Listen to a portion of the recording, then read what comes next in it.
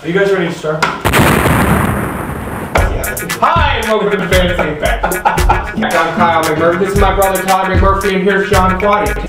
I'm the Cog, and this is T-Bone, and that's Q-Tag.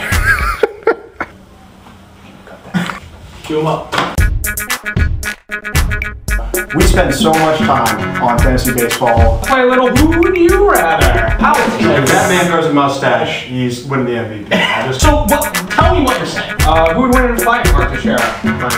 Right now. More home runs next year, A-Rod or Mark Teixeira? No. Mark Teixeira. Oh, no. Are you kidding me? Lance Berkman. We're talking about Lance. He has been, well, 2 years ago, monster numbers. Really impressive. Right, big numbers. I bought into numbers. What were some of his numbers? I took him in there. This year, unfortunately...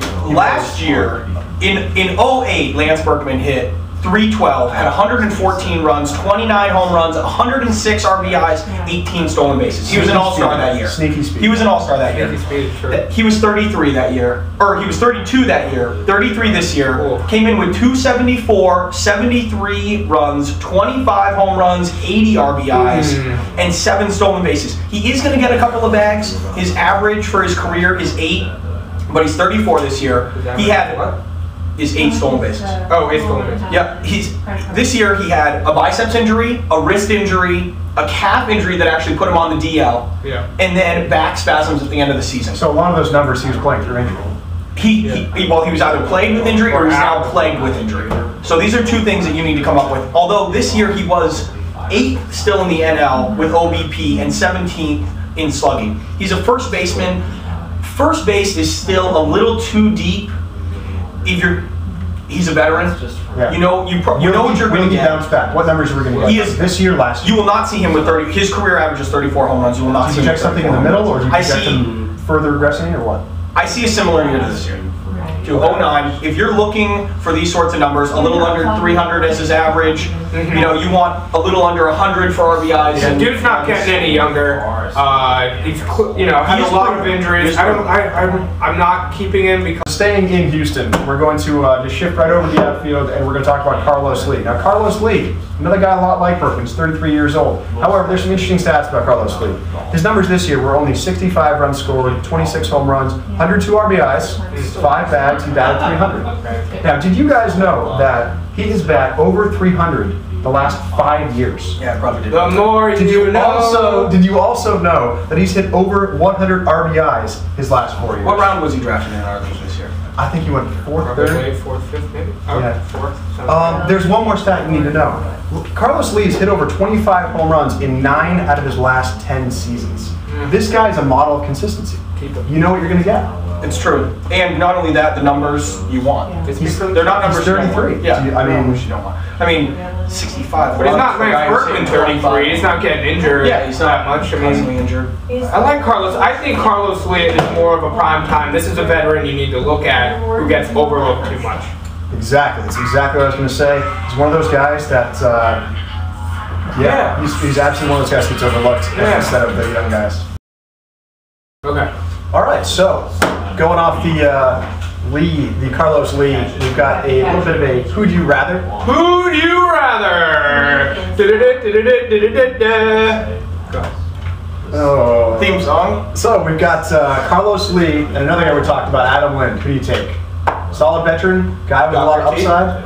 I'm taking Lind. I like the upside that I can see there. I don't see the upside in Carlos Lee. Carlos Lee is consistent. Lind and 35 home runs versus what, 26? Yeah, I like Lind's upside more. Yeah, Lind. I think it's pretty consensus. All right, so we'll stick with Lind. We can go Lind or Jay Bruce. Your bidding. Oh, that's tough. Not tough. I'm taking Lind. You got to take Lind. I think he's more established, even though he's only had that one big year. Yeah. Really, Lind is actually more established than Jay Bruce, but don't be surprised if Jay Bruce just flies off the handle in a good way. Took the words right out of my mouth. I'm Lind for exactly the same reasons as him. Now I've got Lind or Jason Worth out of Philadelphia. Interesting guy.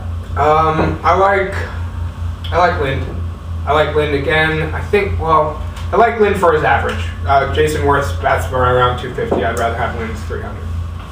Yeah, if you're looking for average, you got to stick with Lind. But if you're looking for RBIs, home runs, home runs. Yeah, and actually, Honestly, Jason Worth probably only has a few more opportunities. You're right, Adam Lind. I'm taking Adam Lind. I'll take Worth. I think Worth's a better ball player. I'm not sold on the one big year because Lind. You're nonsense.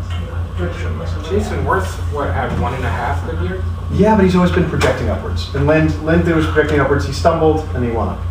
That's just my opinion. That No. Keep all right, we got Lind or Berkman. Lance Berkman. Dr. T. Berkman is a first baseman versus I'm second our time outfielder, and I don't know why we're really who'd you rather, because all right, we get it. That's probably check Adam and Lind. Berkman Adam is Lind, an outfielder. Nick Markakis.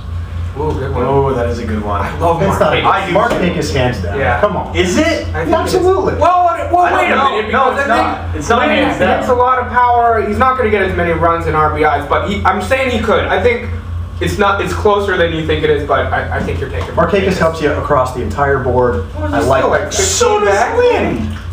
Not across the board. Well, Across I the mean, I board. guess he doesn't come up with bags, but I mean, I'm taking Adam Lind. Okay. I think that there's an argument there, but Markakis is better, more established. I agree. And definitely 5 Markakis. So Adam Lind or our Korean rocket, Shin Soo Choo. Well, if he plays, Is that what his name translates? It to? is now. That is his name now. Shin Soo Choo is an interesting pick here. I think Shin Soo Choo had a great year, quietly had a great Very year. quiet. 90 plus runs, 90 plus RBIs, 23, 24 home runs, I think. And, and then a bunch of steals. So I think he batted near 300 too. I think he did too. you're taking Adam Lind, but Shin Soo Choo is definitely right Should be there on on the the radar. keeper Oh, list. absolutely. Yeah. No, I Needs to definitely take Lind, but I think it goes Lind, Bruce, and Shin Soo Choo. I wouldn't put Shin Soo Choo as good as Jay Bruce, but Right. I put him right there. Guys should definitely consider. I feel like Shin Soo Choo is going to do that again. I really do think he's going to. I don't know why I think that, but I do think that. Yeah.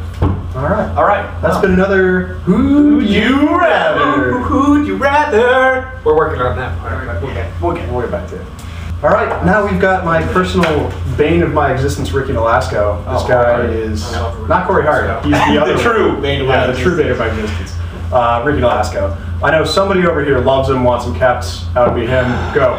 Ricky Nolasco, 13 wins, 195 Ks. He is a wheeler and a dealer. 5 ERA, yikes, 125 whip. Yikes.